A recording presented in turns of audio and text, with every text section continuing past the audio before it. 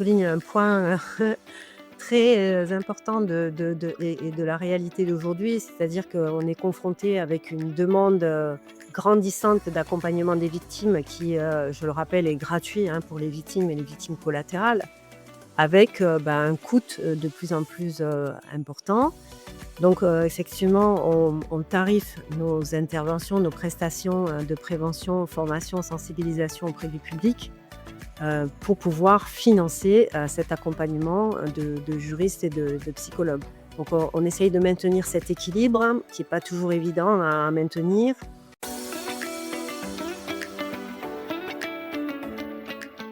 Imaginez un instant que le monde de l'entreprise soit un terrain de sport. Les objectifs sont vos lignes d'arrivée, les concurrents vos adversaires et chaque jour est une nouvelle compétition. Cette analogie n'est pas un hasard, elle est au cœur de l'entrepreneuriat. C'est du sport, le podcast numéro 1 qui dévoile les parallèles entre ces deux univers. Dans chaque épisode, plongez au cœur des conversations avec ceux qui excellent dans leur monde. Des entrepreneurs visionnaires, des légendes du sport, en passant par des leaders inspirants, chaque invité partage bien plus que des succès. Ils vous livrent leurs doutes, leurs stratégies et leurs moments de vérité. Bienvenue dans l'entrepreneuriat, c'est du sport.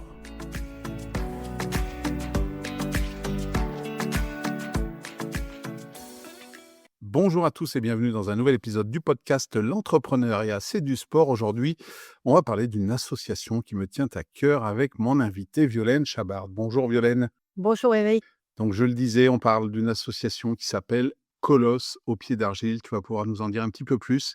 Je connaissais cette association de par ce que vous faites sur internet, sur les réseaux et j'avais entendu parler dans plusieurs colloques et j'ai eu l'occasion de te rencontrer il y a pas longtemps à la Fédération française de tennis, pour un séminaire qu'il y avait avec les différentes commissions, régionales de litige et j'en ai appris beaucoup plus, même si je suis, assez ouvert sur ce sujet. Ça m'a bouleversé ce que vous faites et j'ai eu envie de te donner la parole et de donner la parole à toute l'équipe de Colosse au pied d'argile parce que je pense que c'est extrêmement important, à la fois dans le monde du sport, mais plus largement dans le monde, aussi, du travail classique et sociétal.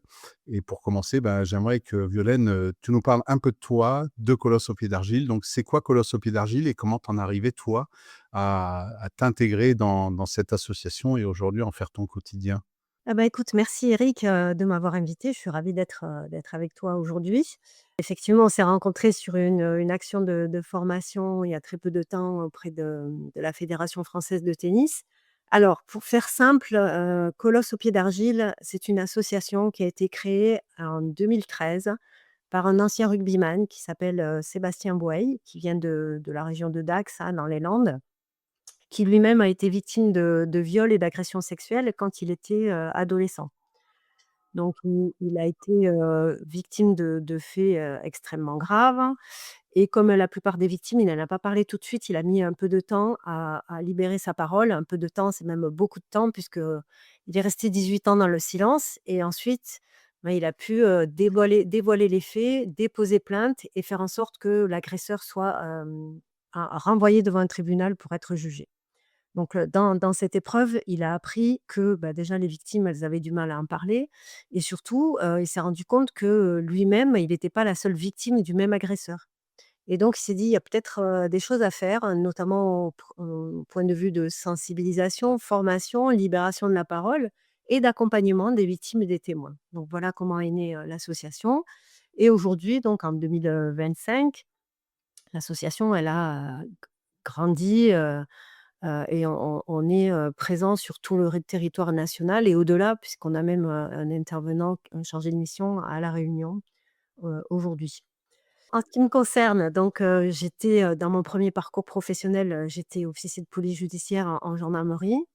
Donc moi, ça c'est je me suis rapidement intéressée aux victimes parce qu'à l'époque, quand j'y suis rentrée, donc il y a plus de 30 ans, c'était un peu le laissé pour compte des enquêtes judiciaires et je me suis dit: «Bah, là aussi, il y a à faire», hein, puisque j'estimais que la prise en charge, elle était pas à la hauteur de l'enjeu. Donc je me suis rapidement sensibilisée à ça, à l'approche des victimes. C'est un domaine qui m'a particulièrement plu, donc je me suis formée et j'ai eu en charge un service qui prenait, uniquement les dossiers concernant des violences commises sur les mineurs. Voilà. et quand je me suis arrêtée, de travailler en gendarmerie, bah, j'ai trouvé cohérent de continuer à de mettre mon expérience et mon expertise au profit d'une association et ça a matché avec, Colosse au pied d'argile. Le nom de l'association Colosse au pied d'argile puisque, Sébastien, tu l'as dit, donc il était du sud-ouest et en fait, il joue au rugby et c'est vrai que dans l'imaginaire collectif, ben, quand tu es rugbyman, tu es fort, tu es costaud et pour toi, ça a pas empêché, de son vécu personnel d'être, violé par quelqu'un de proche de sa famille de 12 à 16 ans. Et même si, bon, je pense qu'à 16 ans, Sébastien était quelqu'un de costaud, un colosse comme on peut dire, bah, il a pas osé en parler jusqu'à ses 30 ans, hein, si j'ai bien écouté ce que tu nous as expliqué lors C'est de ça. ton intervention. Et en fait, quelque part, on se dit: «Si lui a pas réussi à en parler alors que quelque part il avait ce gabarit, ce physique et cette posture-là», on peut se dire que peut-être d'autres, ben, qui ont moins de bagou que lui, sont dans le même cas et donc c'est aussi pour les aider que cette association a été créée, je suppose. Oui, exactement et tu as raison, ça vient, heurter tous ces préjugés qu'on peut avoir sur les violences sexuelles, déjà parce que c'est un homme, un sportif, quelqu'un comme tu dis qui a, physiquement qui s'en impose et dans l'inconscient collectif, on n'imagine pas que ce type de personne peut être victime de violences sexuelles. Donc là, c'est un point fort nous, sur lequel on va à travailler avec notamment les jeunes quand on va faire de la sensibilisation, de dire: «Bah, c'est pas que les clichés d'une femme, sur un parking le soir, la nuit, qui va être, violée ou un enfant chétif. Oui, ça existe, mais pas que. Tout le monde peut être, malheureusement victime de ce genre d'agissement et que, et que toutes les victimes doivent être entendues et toutes, doivent être accompagnées, dignement pour qu'elles puissent, accéder, bah, aux soins et à la justice. Et quand tu expliques le parcours de Sébastien, il y a un moment, tu dis son agresseur, l'empêchait de parler en lui disant, «Bah, si jamais tu parles, je dirai à tout le monde que tu es un PD» et c'est vrai que dans ce monde-là du rugby, ben, ça le fait pas et puis c'est aussi comme ça que ça fait que Sébastien, au départ, a pas osé en parler et puis après, ben, c'est difficile une fois que tu as pas parlé la première fois de continuer, quoi. Exactement, donc les agresseurs, ils ont une stratégie. C'est-à-dire qu'ils vont, mettre sous emprise la victime, mais avant, ils vont, pouvoir manipuler l'entourage. L'entourage proche, donc les parents, les gens qui s'occupent de l'enfant, mais aussi, tous les intervenants, que ce soit des intervenants, professionnels, culturels, cultuels, sportifs. C'est-à-dire qu'il donne, cet agresseur-là va donner l'image de quelqu'un qui est respectable, aimé et quand l'enfant, a envie de a besoin de parler, bah, il se dit: «Personne va me croire» parce que c'est quelqu'un qui paraît tellement bien qu'il y a peu de raisons que les adultes puissent m'entendre et malheureusement, parfois, ça se passe de cette façon. Donc ça va jouer effectivement sur, la chape de plomb qui se met sur la parole de ces victimes. Heureusement, aujourd'hui, la parole se délie de plus en plus, hein. On le voit dans le monde du sport où il y a plusieurs fédérations qui œuvrent justement pour que la parole se libère et accompagner les victimes, hein. On a eu des exemples, bah, dans le rugby, mais aussi dans le tennis, la natation et cetera, de comportements-là, les sports de glace. Mais, quand tu fais ton intervention, il y a bien sûr ces cas qui sont extrêmes, mais, tu parles aussi de toutes les autres formes qui on peut avoir de ça peut être juste des paroles, ça peut être du sexisme sur la manière de s'habiller, de se coiffer. Et en fait, c'est ça que je trouve intéressant parce que souvent on a l'impression que, quand c'est des cas graves comme a pu subir Sébastien, oui, c'est normal, mais des petites réflexions du quotidien, ça peut aussi, rentrer là-dedans et ça peut fragiliser des personnes qui les reçoivent, qu'osent peut-être rien dire parce que c'est un manager qui dit ça, c'est un chef, c'est quelqu'un qui a une ascendance sur ces gens-là et est-ce que tu peux nous en dire un peu plus sur tous ces mécanismes qui, sans être jusqu'au viol, peuvent perturber, le quotidien de ces personnes qui les subissent, en fait. Oui, c'est tout à fait ça. Alors que ce soit dans le monde, sportif, dans le monde du travail, dans le monde enfin tous les milieux, où il y a un croisement de populations, que ce soit des adultes avec des mineurs, mais même entre adultes, on se rend compte que, bon, d'une part, il y a des agresseurs et comme tu dis, de plus en plus, on arrive à les identifier et à mettre le doigt sur, quelque chose qui est, potentiellement grave. Mais tous les restes, tous les gestes, je vais dire d'inadaptés, inappropriés, qui fait qu'on a des gens qui vont être tactiles, qui vont, avoir des paroles qui sont, blessantes, qui sont sexistes, qui sont parfois humiliantes, ben ça aussi, ça a des conséquences sur les personnes qui en sont victimes et qu'elles n'osent pas toujours faire le pas d'aller en parler et de demander de l'aide. Donc là aussi, moi je suis assez vigilante parce que, dans notre quotidien, on peut avoir un impact sur, notre entourage sans forcément le vouloir. Mais il faut se discipliner, faire attention aussi à ce que peuvent faire les autres dans notre entourage. Voilà, que ce soit un collègue de travail, quelqu'un avec qui, on va coacher, on va intervenir, de leur dire: «Mais attention, là, tu dépasses, ce qui est, entendable ou acceptable et qu'il faut, vraiment travailler sur sa posture». En fait, c'est ça, il y a à la fois, ce que nous, on peut dire nous-mêmes, hein, ce qui parfois, dans notre esprit, peut être un compliment en disant, «Tu es bien coiffée, tu es jolie, tu as une belle robe», qui peut être mal perçu de l'autre côté. Mais il y a aussi, entendre des paroles de quelqu'un d'autre et ne pas réagir, en fait. Même si nous, ça nous met mal à l'aise, se dire: «Bah, ça me concerne pas, j'ose pas réagir». Vous sensibilisez sur tout ça, en fait. Oui, c'est ça, c'est que il faut tout doit pas reposer sur les épaules de la victime. Elle est déjà victime et c'est déjà conséquent à trav enfin, à accepter et à travailler et pour lesquels il va falloir qu'elle fasse, preuve de courage, hein. Mais, c'est pas elle qui doit gérer tous les maux de la société. Donc nous aussi, en tant que citoyens, témoins éventuels, on a notre rôle à agir, ne serait-ce qu'en ne cautionnant pas ce qui se passe. Et ça, on ne demande pas, aux bien évidemment aux témoins d'être, des héros. C'est pas toujours faisable et en tout cas, c'est pas ce qu'il faut faire, hein, parce qu'il faut pas se mettre en danger non plus.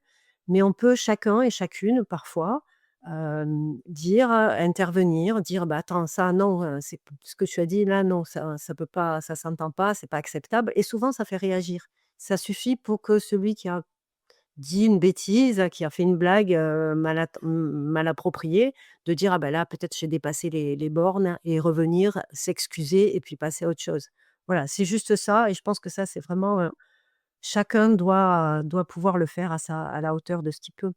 Et aujourd'hui, après un peu plus de 10 ans d'existence, comment a évolué Colosse au pied d'argile?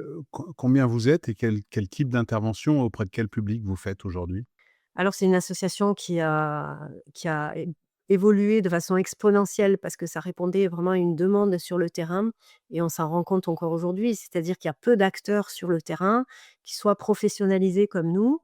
Donc, on a des chargés de mission, sur tout le territoire, dans toutes les régions, qui vont pouvoir, proposer, des actions de sensibilisation et ou de formation, alors que ce soit à un public, mineur ou à des adultes et ces adultes, là, que ce soit des professionnels ou, des bénévoles.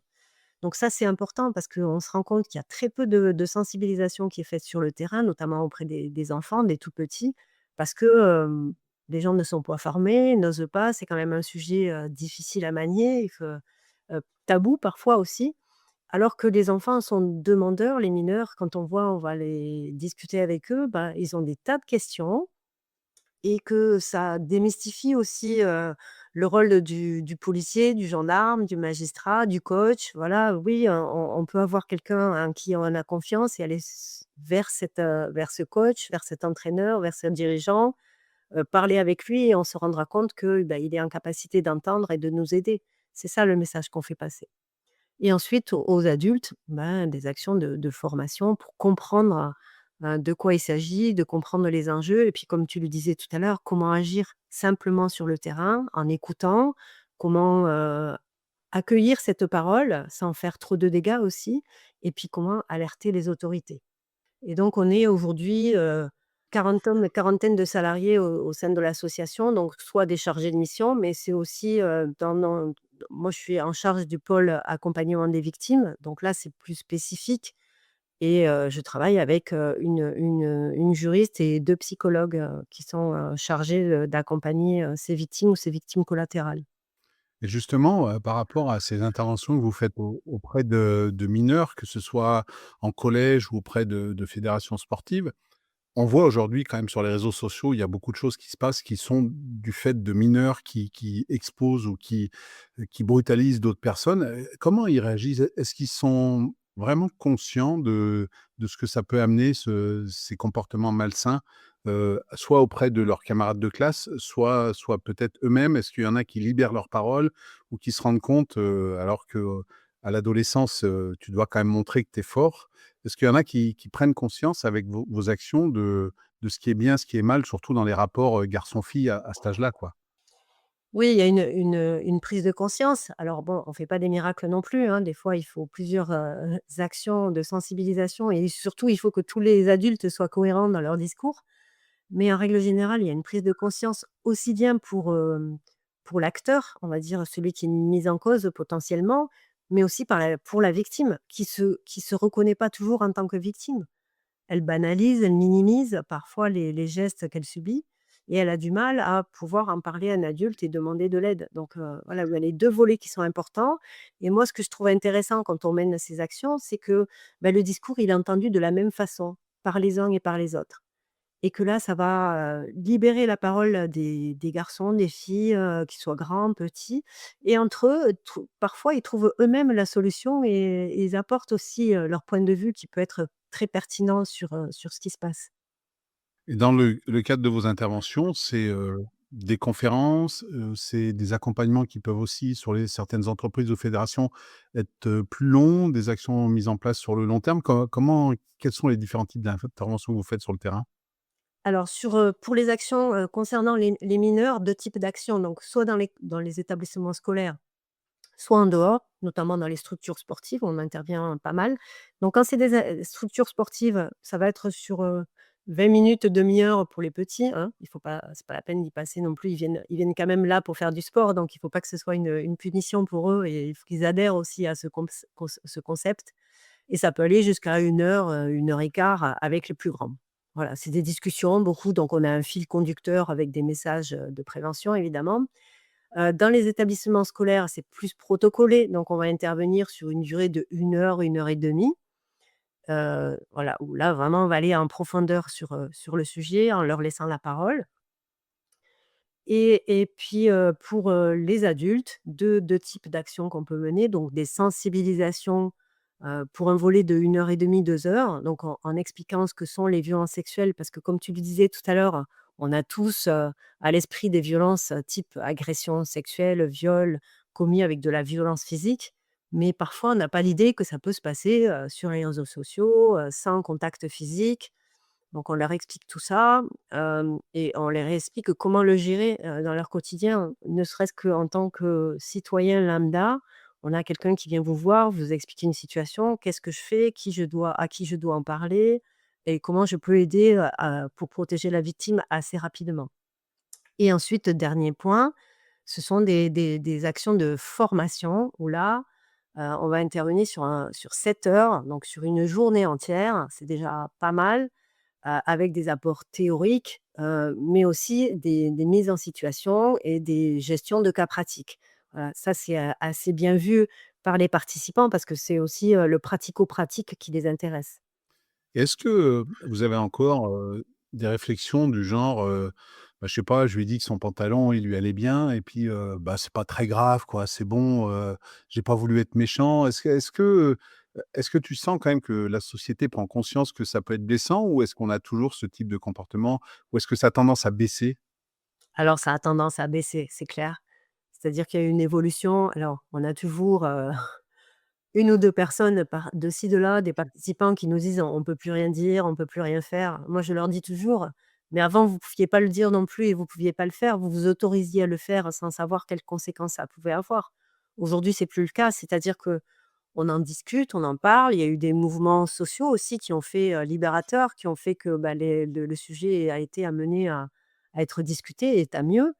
Moi, je pense qu'il faut pas être excessif, d'un côté comme de l'autre. Il faut que ça se fasse en bonne intelligence. Il faut aborder, il faut expliquer et surtout, ce qu'il a manqué pendant des années, c'est d'expliquer, les conséquences que ça peut avoir sur la personne qui en est victime et que même, parfois des petits mots, des petites allusions, ça peut, agir sur la confiance en soi, ça peut, peut-être, réveiller des traumatismes qui étaient, enfouis et qui vont être blessants pour, d'autant plus si c'est un enfant ou un adolescent. Et dans ton intervention que tu faisais à la FFT, tu insistes, beaucoup aussi sur, ce pouvoir hiérarchique, entraîneur-entraîné ou manager-managé, qui quelquefois, ben, «Elle m'a jamais rien dit» ou «Il ne m'a jamais rien dit, mais enfin, je suis tu son manager, donc elle a pas osé». Et puis, les gens après ils disent, «Bah, elle aurait dû me dire que ça l'a gênée», mais en fait, c'est pas toujours simple et on le voit aussi dans le monde du sport, hein, où, bah, voilà, quand tu es jeune, tu peux être, amoureux un petit peu de ta prof ou ton prof, quand tu es au collège ou au lycée, comme tu peux être un peu amoureux de ton entraîneur sportif, avec cette ascendance que peut avoir sans vous forcément le chercher, cette personne-là, mais qui quelquefois dérive et il en profite. Vous insistez beaucoup justement sur ce rapport, entre entraîneur-entraîné ou professeur, élève, en fait.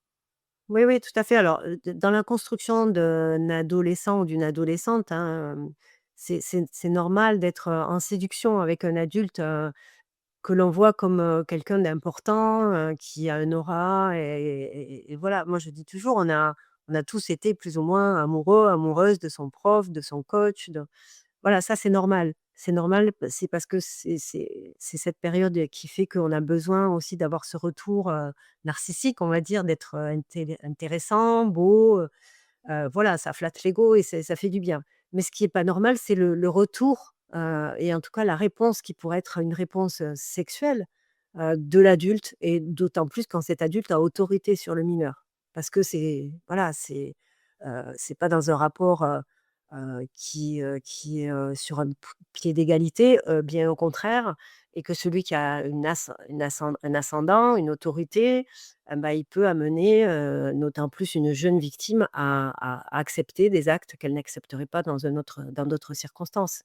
Donc ça, il faut être clair sur ce sujet-là et quand on l'explique, bah, oui, c'est vrai que ça paraît beaucoup plus clair, mais pendant encore, une fois, pendant des années, des décennies, on a laissé faire un petit peu, ces relations biaisées qu'il y avait, avec des adultes qui étaient connus, on l'a vu dans des domaines comme, le cinéma, les artistes et cetera, hein, qui ont pu aussi, user et abuser, de cette notoriété, envers des jeunes personnes et des jeunes personnes d'autant plus vulnérables. Et je suppose que quand on travaille, chez Colosse au pied d'argile, notre but, c'est de toucher le plus grand monde. Mais il y a aussi derrière ça, tu l'as dit, vous êtes 40 salariés maintenant, la réalité économique, c'est-à-dire que, bah, l'association pour continuer à vivre, il faut qu'elle rentre de l'argent. Comment vous arrivez à avoir ce double point qui est d'un côté, ben, quand on fait des interventions, il faut qu'on soit payé, mais d'un autre côté, il y a peut-être des structures qui vous disent: «Ben, j'aimerais bien que vous veniez chez nous parce que, il y a des problèmes, mais on n'a pas beaucoup d'argent». Comment vous arrivez? C'est quoi vos sources de financement et comment vous arrivez à avoir ces 2 objectifs en même temps, qui se développent? Ouais, alors là, tu soulignes un point, très, important et de la réalité d'aujourd'hui. C'est-à-dire qu'on est confronté avec une demande, grandissante d'accompagnement des victimes qui, je le rappelle, est gratuit, hein, pour les victimes et les victimes collatérales, avec, bah, un coût, de plus en plus, important.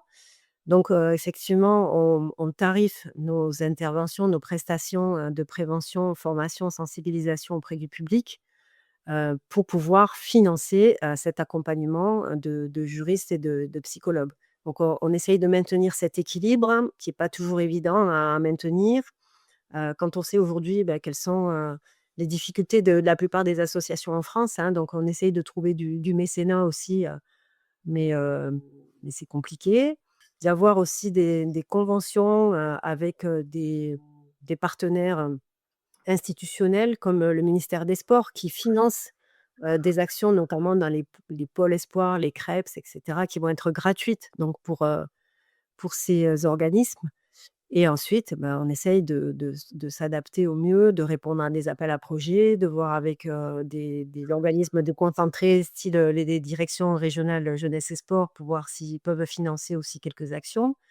Et moi ce que j'aime aujourd'hui, enfin ce que j'aimerais, pouvoir, mettre en place de plus en plus, c'est du travail en partenariat avec les chefs d'entreprise. Parce que je pense que là, on frappe, et on touche un public qu'on n'a pas l'habitude de toucher, notamment des parents. On est tous, plus ou moins parents ou si on n'est pas parents, en tout cas, on a des enfants dans nos familles, dans notre entourage et que c'est là où ils travaillent qu'on peut accéder à enfin, à les toucher, à pouvoir leur parler, discuter avec eux et leur faire part de ce qu'on peut mettre en place. Donc ça, pour moi, c'est super intéressant. Alors, tu expliquais qu'avant de venir chez Colosse au pied d'argile, tu étais dans la gendarmerie, donc je suppose que tu as été formé un petit peu, ou habitué au malheur un peu des uns et des autres, hein, de par ton métier. Mais est-ce que, comment vous arrivez à tenir? Parce que c'est vrai que, bah, vous avez en face de vous, quand il y a des victimes, bah, des choses qui sont quand même pas très heureuses à entendre. Comment toi ou les autres personnes de l'association, est-ce que vous aussi vous êtes suivis? Est-ce que vous comment vous tenez le coup justement pour, faire face à tout ce qui peut arriver, quand ça touche des enfants, des choses comme ça? Je pense que ça doit pas toujours être facile. C'est comment vous faites en fait pour toujours garder espoir et puis continuer à vous battre alors que, comme tu le dis, ben, vous avez peut-être de plus en plus de dossiers à suivre et de personnes à accompagner? Alors c'est vrai qu'on m'a souvent posé la question, notamment quand j'étais enquêtrice. Heu, bon, c'est vrai que ça n'a pas toujours été facile parce que la première fois que je suis arrivée dans un service spécialisé, je me suis alors les on va dire les 6 premiers mois, je me suis dit: «Mais qu'est-ce que je fais là?» On me touche le côté noir, obscur de l'être humain qu'on n'imagine même pas et moi, quand je suis arrivée, j'étais pas prête à ça. J'en ai pris plein la figure, de faits, de violences, de tragédies, c'est tellement dur que, bon, il faut un moment pour vraiment s'y adapter, même si on s'adapte jamais. Moi, ce qui m'a aidée personnellement, c'est la formation, en fait. J'ai repris mes études, je me suis formée, j'ai appris, de la technique, je me suis raccrochée à ça et du coup, j'ai eu un moment on va dire de latence où, voilà, je gérais tellement bien qu'après, inconsciemment, mon cerveau, il arrivait à se déconnecter. Je rentrais chez moi et parfois mes collègues, hein, de travail m'appelaient pour me parler pour évoquer un dossier que j'avais traité dans la semaine et je leur disais: «Mais rappelle-moi parce que je me souviens plus, en fait». Je zappais complètement, en fait. Il y avait une mon cerveau qui se mettait sur pause pour pouvoir me protéger et heureusement, ça m'a toujours aidée. Ensuite, quand je suis partie, voilà, de nouveau, ça a été très difficile et j'ai senti que c'était le moment de partir. Moi, j'ai eu des collègues qui, bah, on le voit, hein, qu'il y a des policiers ou des gendarmes qui sont en souffrance parce que c'est notre quotidien, en fait. C'est tout le temps des victimes, tout le temps des victimes d'agressions sexuelles et tout le temps des mineurs. Donc ça, c'est insupportable.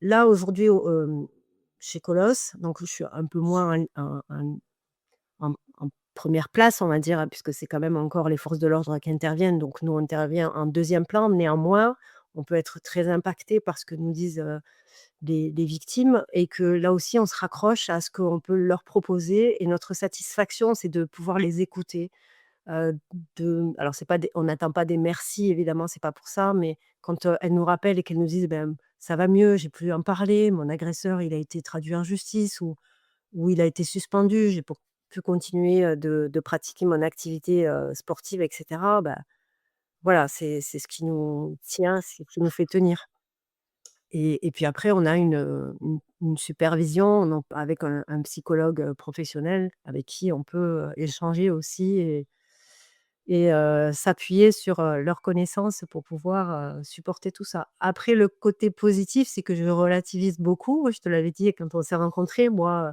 les petits soucis du quotidien, hein, quand on a des petits problèmes financiers ou autres, moi je le relativise beaucoup, des fois un peu trop même. Je me suis dit: «Avec ce que j'entends et ce que je vois toute la journée, oh là, ça c'est pas bien grave».